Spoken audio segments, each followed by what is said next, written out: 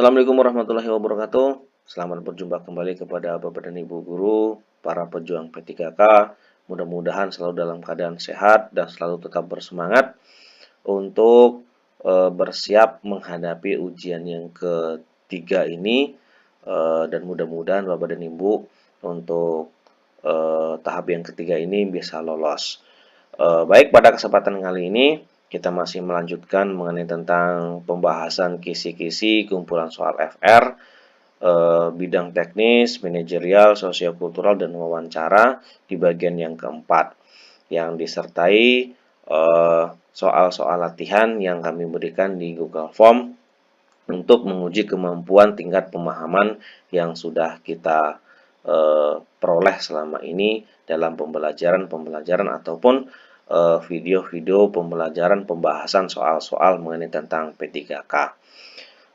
Sebelumnya Bapak dan Ibu jangan lupa untuk klik like, subscribe, dan komen serta bagikan apabila bermanfaat, dan jangan lupa untuk Bapak dan Ibu mengaktifkan loncengnya supaya Bapak dan Ibu tidak ketinggalan informasi-informasi yang akan kita bagikan berikutnya ataupun pembahasan-pembahasan soal mengenai tentang P3 pada kesempatan-kesempatan berikutnya. Baik, untuk nomor 1 Bapak dan Ibu, seberapa seringkah Anda berusaha dengan aktif untuk mencegah gangguan tamu, rapat, telepon yang biasanya selalu mengacaukan hari kerja Anda? Apakah A. Saya tidak merasa terganggu dengan hal itu. B. Saya selalu menyortir beberapa penting hal tersebut terlebih dahulu. C. Saya selalu menolak dan menjauhi hal tersebut agar pekerjaan selesai dengan baik. D. Tergantung situasi apakah dipenuhi atau tidak. Baik, untuk nomor 1 langsung saja kita jawab Bapak dan Ibu. Seberapa seringkah Anda berusaha dengan aktif untuk mencegah gangguan? Yaitu nomor 1 bisa kita simpulkan, saya selalu menyortir seberapa penting hal tersebut terlebih dahulu. Karena dalam kita melakukan sebuah kegiatan, kita harus bisa mempertimbangkan baik waktu dan agenda-agenda yang lain sebelum kita melakukan usaha-usaha ataupun agenda yang akan kita laksanakan. Lanjut, nomor 2, Bapak dan Ibu. Apakah Anda sebagai pemimpin mendelegasikan tugas kepada staf Anda? Apakah A. Saya mendelegasikan sebagai tugas kepada staf. B. Saya mendelegasikan tugas biasa kepada staf dan tugas penting untuk saya. C. Saya mendelegasikan semua tugas kepada staf dan saya sebagai pengontrol dan pengawas. D. Saya mendelegasikan sebagian besar tugas kepada staf. E. Saya mendelegasikan sebagian kecil kepada staf.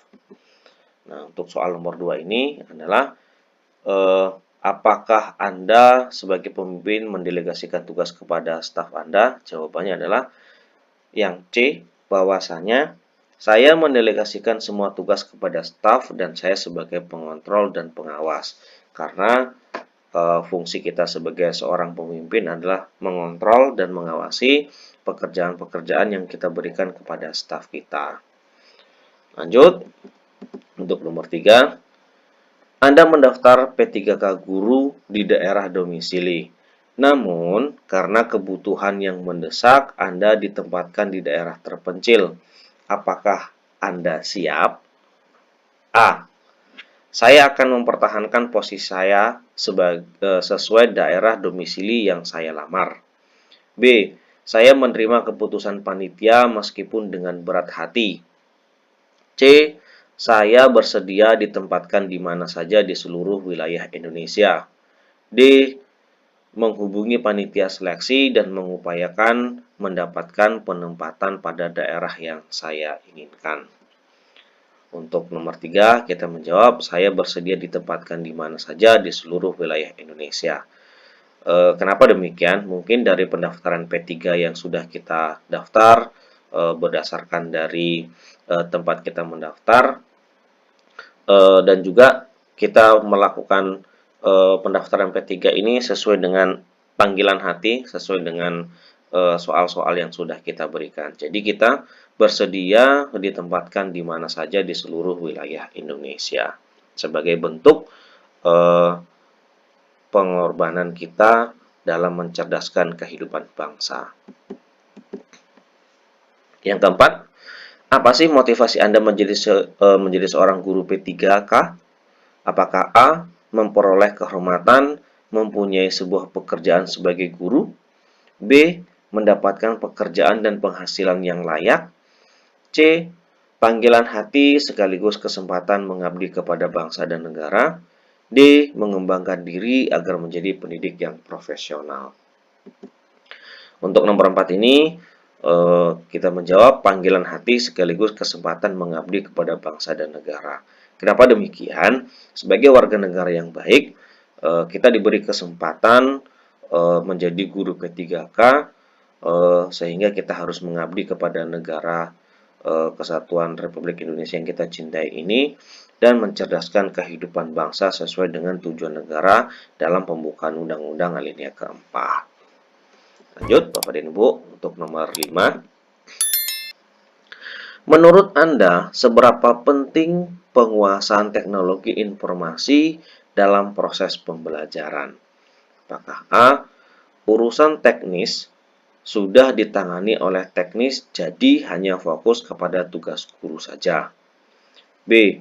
Teknologi informasi hanya sebagai pendukung saja, tidak perlu dipelajari. C. Berusaha meningkatkan kompetensi penguasaan teknik informasi yang akan didukung proses pembelajaran siswa. D. Saya tetap menggunakan model pembelajaran konvensional yang sudah terbukti. Untuk ini kita menjawab adalah berusaha meningkatkan kompetensi penguasaan TI yang akan mendukung proses pembelajaran siswa.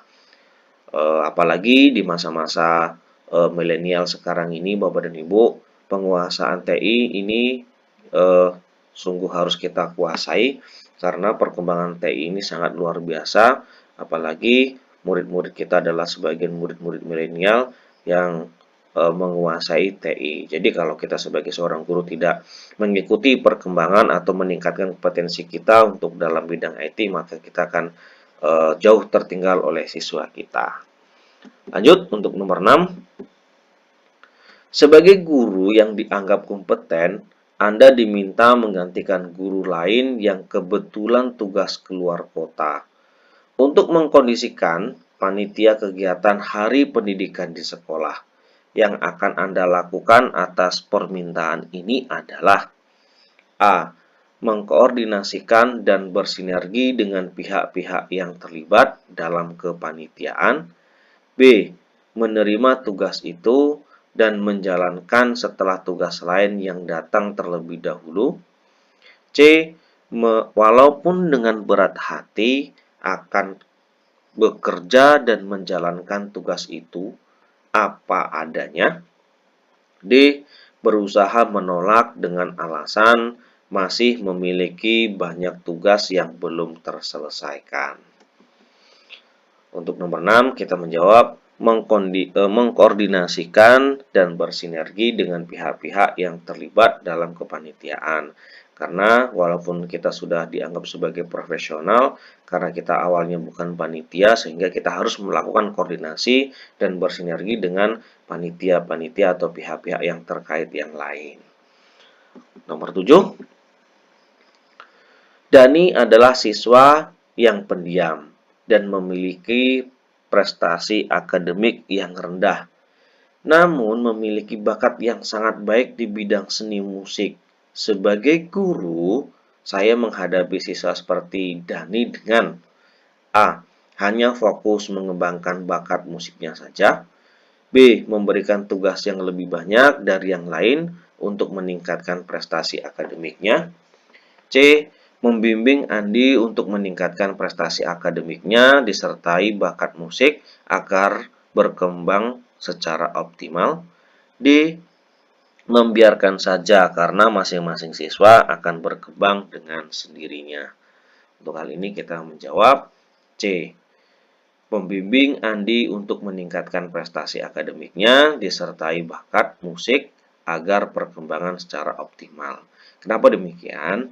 Walaupun Andi adalah seorang siswa yang sungguh luar biasa di bidang seni musiknya, tapi Andi juga tidak boleh meninggalkan prestasi akademiknya, sehingga supaya keduanya bisa berjalan secara bersamaan dan optimal. Lanjut untuk nomor 8, Bapak dan Ibu. Jika saya dipindahkan ke sekolah baru dan saya cukup membutuhkan waktu yang lama untuk beradaptasi dengan cara kerja rekan-rekan yang baru. Apakah A. Sangat setuju, B. Setuju, C. Ragu-ragu, D. Tidak setuju, dan E. Sangat setuju. Nah, untuk hal ini kita menjawab sangat tidak setuju. Kenapa Bapak dan Ibu? Penyesuaian kita dengan rekan-rekan kita harus kita lakukan dengan cepat dikarenakan pekerjaan-pekerjaan kita harus dikerjakan dengan tepat waktu. Sehingga kalau kita mempunyai rekan-rekan yang baru, kita cepat untuk beradaptasi. Lanjut untuk nomor 9. Kita lanjut, sebelum kita lanjut ke nomor 9, Bapak dan Ibu, kembali saya ingatkan untuk Bapak dan Ibu, bagi yang ingin berlatih dari soal-soal pembahasan FR4 ini bisa langsung klik alamat Google Form-nya yang sudah saya sediakan di deskripsi dengan menggunakan password P3KFR4. Pastikan ya Bapak dan Ibu untuk menulis passwordnya sama supaya bisa langsung berlanjut. Ataupun Bapak Ibu yang ketinggalan bisa mengikuti ujian FR berikutnya dengan mengeklik di bagian pojok sini Bapak dan Ibu untuk link pembahasan soal-soal yang lain dalam kartu soal ataupun dalam playlist yang sudah saya siapkan mengenai tentang pembahasan hasil ujian FR 1 sampai 5. Baik, untuk nomor 9 Bapak dan Ibu, di sekolah saya akan ada ujian semester 2 minggu lagi sesuai kalender pendidikan yang ada. Tanpa rapat pembentukan panitia sudah ada. Menyikapi hal tersebut maka sikap saya A. Sangat setuju, B. Setuju, C. Ragu-ragu, D. Tidak setuju, atau E. Sangat tidak setuju. Sangat tidak setuju ya Bapak dan Ibu, karena kan dalam panitia ujian kita memang harus mempersiapkan dengan sebaik mungkin karena perlu persiapan-persiapan yang matang. Untuk nomor 10, perbedaan tidak akan menjadi masalah selama kita saling menghargai. Keberagaman dan menjunjung tinggi toleransi mengenai hal tersebut, sikap Anda adalah A. Sangat setuju, B. Setuju, C. Ragu-ragu, D. Tidak setuju, atau E. Sangat tidak setuju.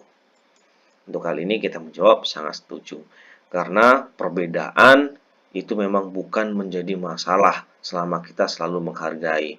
Walaupun kita berbeda, tetap kita menghargai, maka kita akan tetap berdampingan dengan saling harga menghargai sehingga terjadi tolong-menolong untuk sesama kita. Dan keberagaman juga menjunjung tinggi toleransi yang seperti kita di Negara Kesatuan Republik Indonesia Bhinneka Tunggal Ika. Dengan kita menghargai perbedaan, dengan kita menghargai keberagaman, maka kita tetap duduk berdampingan untuk selalu menjaga keutuhan Negara Kesatuan Republik Indonesia. Baik, sampai di sini Bapak dan Ibu pembahasan soal kita hari ini. Mudah-mudahan bermanfaat Bapak dan Ibu sekalian dan lebih siap lagi untuk menghadapi soal P3K tahap ketiga yang akan datang dengan mahir juga mengerjakan soal dalam Google Form yang sudah kami berikan dan mendapatkan nilai yang lebih tinggi lagi dari tahap 1, 2, dan 3 sehingga lebih pede Bapak dan Ibu mengerjakan soal-soal P3K yang akan datang. Sebelumnya Bapak dan Ibu jangan lupa untuk mengingatkan kembali kepada Bapak dan Ibu untuk klik like, subscribe, dan komen. Dan jangan lupa pastinya Bapak dan Ibu untuk menghidupkan atau mengaktifkan loncengnya supaya Bapak dan Ibu tidak ketinggalan informasi-informasi yang akan kita berikan. Terima kasih. Semoga sukses Bapak dan Ibu. Assalamualaikum warahmatullahi wabarakatuh.